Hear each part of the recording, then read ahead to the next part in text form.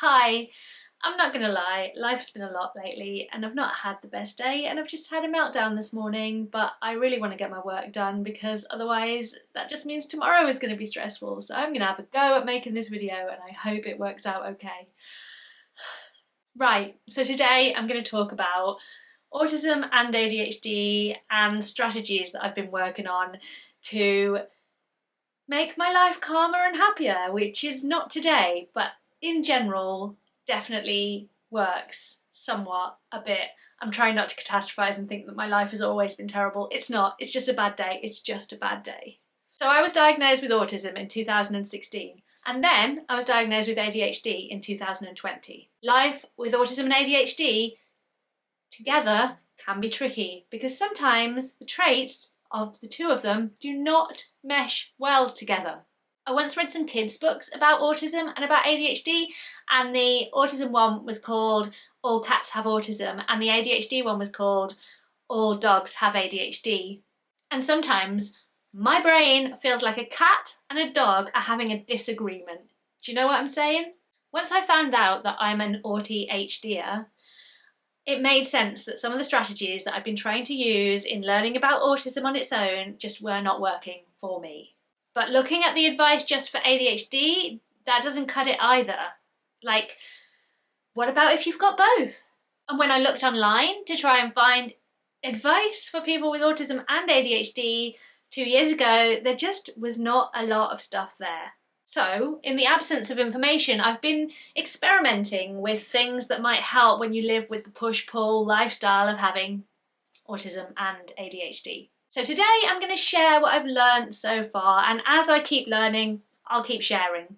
I also make content on TikTok, and I sort of share a little bit more spontaneously and regularly the stuff as I'm going along on that account. So if you'd like to be there for that, then you might consider following me on TikTok too. And just to let you know that for the purposes of this video, I'll be identifying traits as my autism and my ADHD, just to make it more straightforward when I'm explaining stuff.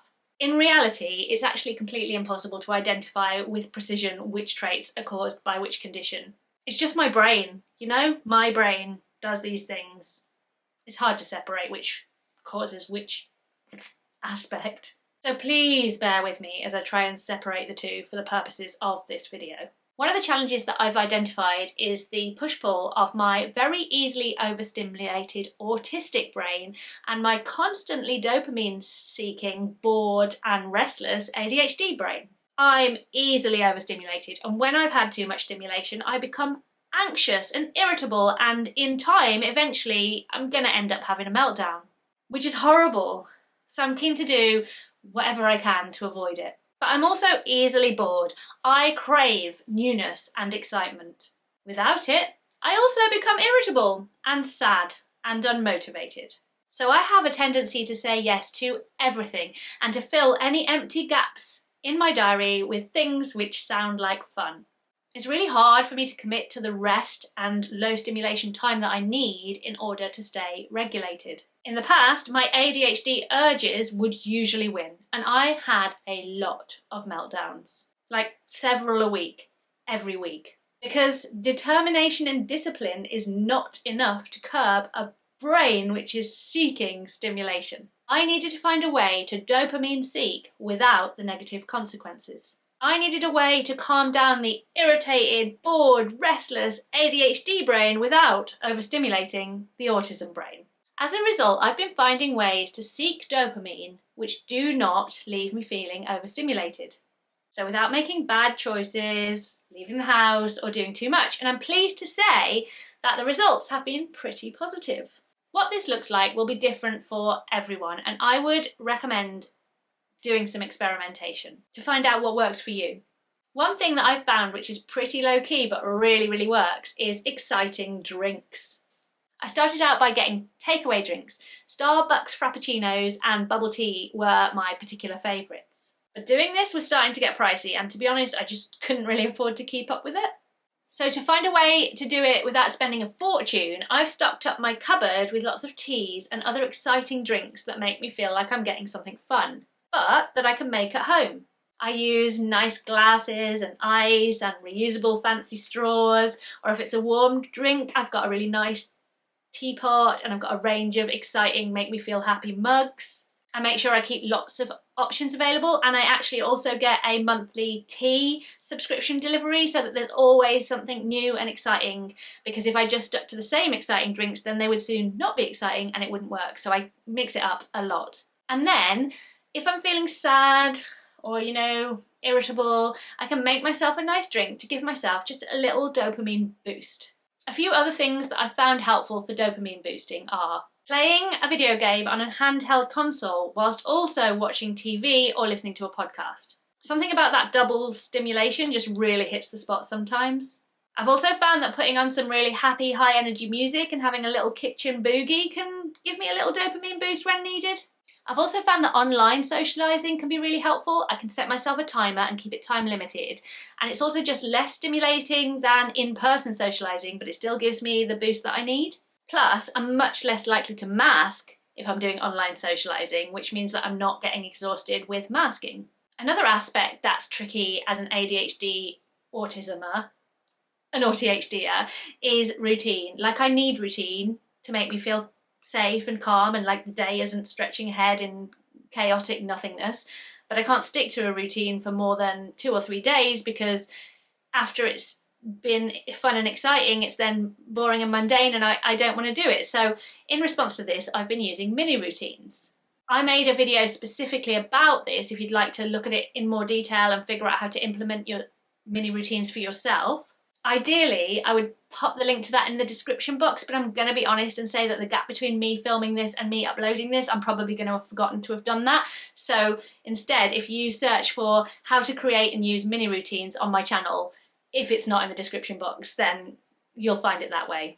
The short explanation is that I have mini routines for certain parts of my day. Morning, lunchtime, end of working day, bedtime, you name it, you can create a mini routine for it. The routines don't have to happen at any particular time in the day, just when I want to do the thing that the routine is for. This means that I can have order and the comfort of knowing what's coming next, whilst leaving loads of space for tweaks and spontaneity. For me, one of the biggest challenges of learning to live life as an auDHDer is managing my emotions. Gosh, they are a lot. I have a lot of emotions, you know. This is something I've really struggled with. I am someone who is extremely up and down and all over the place, which might explain why I was misdiagnosed with bipolar disorder in my 20s. ADHD medication has been a helpful part of learning to manage my emotions. Firstly, they literally help with emotional dysregulation, and secondly, and I think more importantly, in doing so, they've given me the time and the calm and the space to learn and focus on strategies to help myself with emotional dysregulation. Because when you're emotionally dysregulated, it's hard to have the headspace to figure out how to not be emotionally dysregulated. Oh gosh.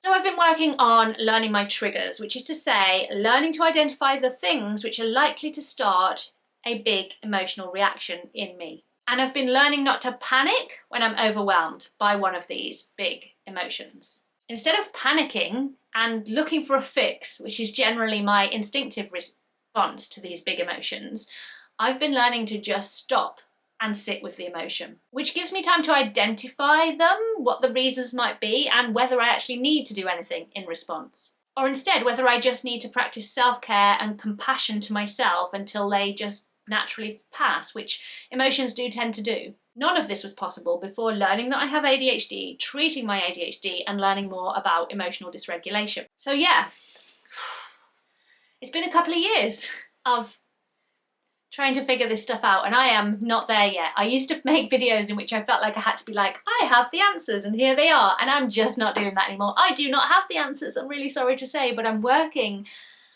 on me and I'm happy to share what I'm learning as I go along. So if you've enjoyed this video, please hit the like button and consider subscribing to my channel and all that good stuff. I hope you found this video useful, and I will see you next time. Thanks for watching. Goodbye.